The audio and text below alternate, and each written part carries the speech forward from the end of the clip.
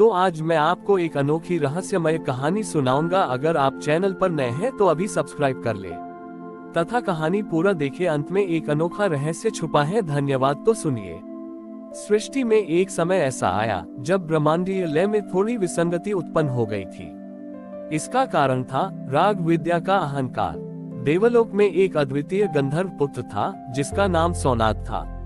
सोनाद संगीत और गायन में इतना निपुण था कि स्वयं सरस्वती भी उसकी प्रशंसा करती थी। परंतु इस असाधारण प्रतिभा के कारण उसमें घमंड आ गया। वह मानने लगा कि संगीत केवल उसकी कला है और इस सृष्टि का कोई भी स्वर, कोई भी ताल उसकी महारत के बिना पूर्ण न बड़ी ही हो सकता। सोनाद ने अपनी प्रतिभा का प्रदर्शन करते हुए घोषणा की कि वह सब सुरों को अपने नियंत्रण में ले लेगा। उसने एक घोर तपस्या की और सुरों की देवियों को विवश करके उन्हें अपने व्यक्तिगत सेवकों की तरह इस्तेमाल करना शुरू कर दिया। इसके परिणामस्वरूप सृष्टि में संगीत का संतुलन बिगड़ गया। कहीं तो केवल कर्कश शोर सुनाई देता तो कहीं इतना मधुर संगीत होता कि उससे मन विचलित हो जाता। प्रकृति के स्वाभाविक स्वर, नदियों का कलकल, पक्षियों का कलरव, हवा का सरसराहट सब कृत्रिम और बेजान लगने लगे। संगीत ने लोगों को आनंद देने के बजाय बांधन और भ्रमित करना शुरू कर दिया। देवताओं ने ये देखकर महादेव से प्रार्थना की। भगवान शिव ने सोनाद का अहंकार तोड़ने और सृष्टि में संगीत की सच्ची भावना को पुनर्स्थापित करने के लिए एक सरल वनों के संगीतकार का रूप धारण किया। इस रूप में उनके पास कोई भव्य वीणा या तानपुरा नहीं था, बल्कि केवल एक साधारण बांस की फटी हुई बांसुरी थी और उनके हाथ में एक पुराना डमरू था। शिव, जो अब वन राग कहलाते थे, सोनाद के दरबार में पहुंचे, जहां गंधर्व अपने सिंहासन पर बैठा था और सप्त सुरों की देवियां उसके इशारों पर बाध्य होकर गा रही थी। वन राग ने सोनाद को चुनौती दी। सोनाद ने अहंकार से कहा, तुम कौन हो फटी बांसुरी वाले? मेरे सामने तुम्हारी धुन क्या है? वन राग ने शांत भाव से कहा, मेरा संगीत किसी कला प्रदर्शन के लिए नहीं है, बल्कि यह जीवन का अनुभव है। मैं केवल वह गाऊंगा जो तुम अपने हृदय की गहराई से सुनना चाहते हो। सोनाद हंसा और बोला, ठीक है, यदि तुम मेरे सामने अपनी कला दिखाओ और यदि वह मेरे द्वारा नियंत्रित सुरों से अधिक श्रेष्ठ हुई तो मैं अपना घमंड त्याग दूंगा। वन राग ने अपनी फटी बांसुरी उठाए और बजाना शुरू किया। उनकी धुन में कोई जटिल अलंकार या कठिन राग नहीं था।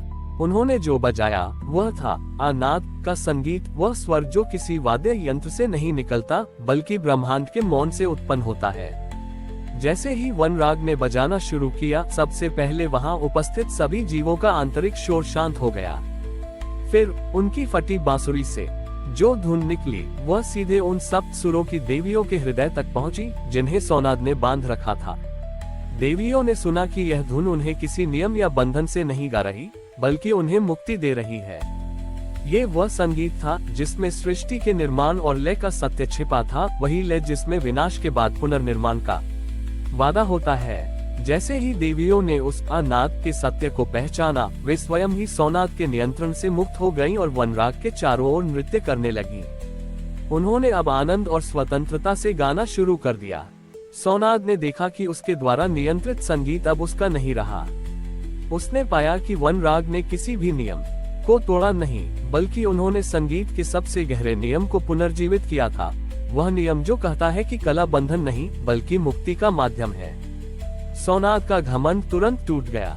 उसे एहसास हुआ कि उसकी कला में अहंकार था, जबकि वन राग की कला में प्रेम और संपूर्णता थी।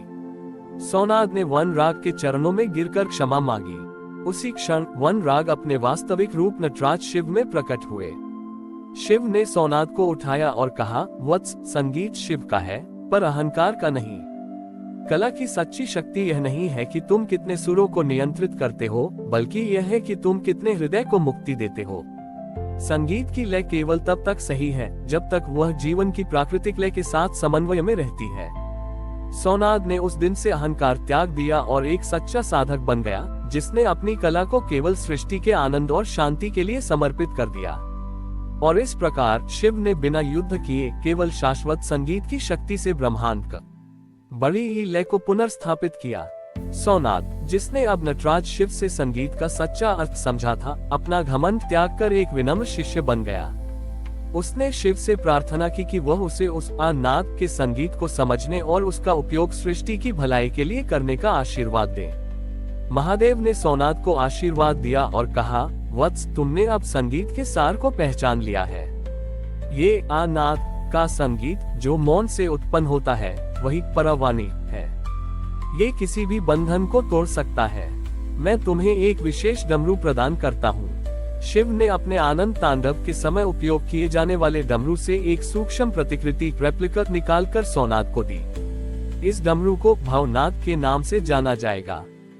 इसका संगीत भावनाओं को शुद्ध करता है। जहाँ भी अत्यधिक द्वेष, मोह या अज्ञान होगा, तुम इस डमरू के नाद से उस स्थान की भावनात्मक ऊर्जा को शुद्ध कर सकोगे। परंतु याद रखना, इसे केवल निस्वार्थ प्रेम की भावना से ही बजाया जाना चाहिए। सोनाद ने भावनाद डमरू को स्वीकार किया और नटराज के आदेश अनुसार वह सृष्टि में भटकने लगा। कुछ काल पश्चात सोनाद ने देखा कि पृथ्वी पर एक ऐसा महान नगर है जिसका नाम भोगपुरी था। यह नगर अत्यधिक धन, ऐश्वर्य और भोग विलास से भरा हुआ था। यहाँ के लोग इतने अधिक सुख सुविधाओं में डूबे थे कि वे दूसरों के दुख को पूरी तरह भूल चुके थे। नगर की हवा में तीव्र आसक्ति और संवेदनहीनता का भाव छाया हुआ था। लोगों के हृदय पत्थर के समान कठोर हो गए थे। सोनाद जानता था कि इस नगर में कोई बल या तर्क काम नहीं करेगा। उससे एक भावनाद का उपयोग करना था। सोनाद भोगपुरी के केंद्र में एक ऊंचे टीले पर खड़ा हो गया और उसने अपना भावनाद डमरू बजाना शुरू किया। उस डमरू से कोई साधारण ताल नहीं निकली, बल्कि उसकी धुन सीधे मानव हृदय के भावनात्मक केंद्र को छूने लगी। डमरू का पहला नाद जैसे ही गूंजा, नगर के लोगों को पहली बार अपनी अकेलेपन का एहसास हुआ जो उनके सारे ऐश्वर्य के नीचे दबा हुआ था। दूसरा नाद गूंजा तो उन्हें अपने उन कठोर शब्दों की याद आई जो उन्होंने प्रेम करने वालों को कहे थे। तीसरा नाद गूंजा तो उन्हें अपने स्वार्थ के कारण दूसरों को पहुंची पीड़ा का आभास हुआ। ये संगीत किसी को कष्ट नहीं दे रहा था, बल्कि यह उनके भीतर दबी हुई सच्ची भावनाओं को जगा रहा था। यह एक भावनात्मक भूकंप था जो उनकी कठोरता की दीवारों को तोड़ रहा था। भोगपुरी के लोग अपनी महलों से बाहर भागने लगे। वे रो रहे थे, पर ये दुख का रोना नहीं था।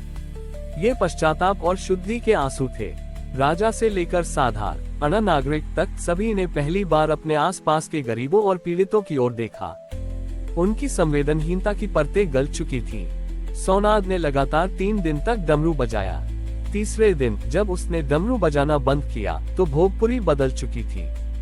लोगों ने एक दूसरे को क्षमा मांगना शुरू कर दिया।